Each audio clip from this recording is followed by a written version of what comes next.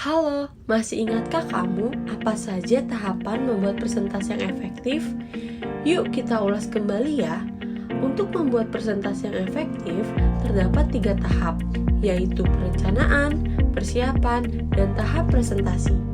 Kali ini kita akan membahas mengenai tahapan persiapan dalam membuat presentasi yang efektif.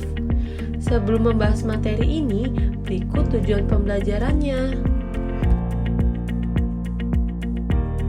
Pada tahap persiapan, kita akan membahas 3 bagian, meliputi desain, produksi, dan latihan. Bagian pertama, desain. Desain merupakan pemilihan dan pengorganisasian dari elemen verbal dan visual dari presentasi. Desain terbagi menjadi 4 kategori. 1. Desain umum. Dalam desain ini terdapat 2 faktor, yaitu daya tarik struktural dan daya tarik personal. Untuk daya tarik struktural, menggunakan kata pengantar untuk memberikan ikhtisar, menggunakan proses penyelarasan, isyarat verbal dan visual, informasinya logis, jelas, dan kompleks. Untuk daya tarik personal, menggunakan sudut pandang audiens, membuat audiens terlibat, dan pada awal presentasi memberitahu tujuan yang akan dicapai. Kategori desain yang kedua adalah desain instruksional. Yang perlu diperhatikan dalam kategori desain ini ada 4. Yang pertama, perhatian, terpikat pada perubahan, selalu mempertimbangkan kekompleksan, serta materi mudah dimengerti. Yang kedua ada persepsi, menggunakan kata-kata yang bersifat relatif, selektif, dan materi sesuai dengan kompleks. Yang ketiga, memori. Pengulangan materi dapat memfasilitasi memori atau ingatan audiens. Dan yang terakhir, terdapat konsep belajar, menyajikan contoh dalam contoh disertai gambar yang realistik. Kategori desain yang ketiga adalah desain verbal. Yang perlu diperhatikan dalam kategori desain ini, yang pertama, verbal atau lisan.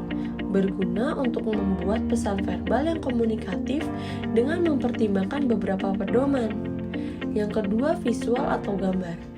Kesederhanaan ialah kunci dalam menciptakan visual materi yang efektif, dan gunakan elemen yang mendukung pesan yang ingin disampaikan. Kita juga harus memperhatikan faktor keterbacaan huruf yang meliputi ukuran huruf, gaya huruf, jarak antar kata dan baris, serta tingkat kekontrasan warna. Selain itu, faktor yang perlu diperhatikan lagi adalah hubungan antara visual dan verbal. Kita harus memilih elemen-elemen visual yang dapat menyampaikan pesan, kemudian tambahkan kata-kata agar visual tersebut lebih komunikatif. Kategori desain yang keempat adalah desain media spesifik. Berikut ini media yang digunakan. Pertama, papan tulis atau flip chart. Yang perlu diperhatikan dalam media ini adalah elemen keterbacaan huruf, angka, dan simbol yang digunakan. Kedua, slide atau overhead transparansi. Kita harus memilih elemen gambar dan mengatur elemen gambar agar dapat digunakan dengan teknik fotografi yang sesuai. Ketiga, video.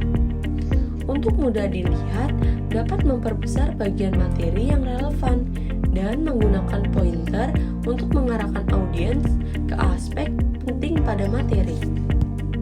Keempat, media berbasis komputer. Memiliki 7 pedoman khusus, yaitu panduan desain layar umum, lokasi informasi di layar, teks, grafik, skema warna, menu, dan jendela. Terakhir ada selebaran.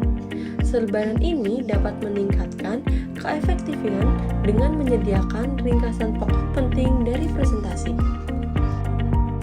Selanjutnya, kita memasuki bagian kedua, yaitu produksi. Proses produksi sangat bervariasi, tergantung pada proses yang sedang diproduksi, perangkat yang tersedia, dan kendala dalam hal biaya. Dan bagian terakhir yang perlu kita ketahui adalah latihan.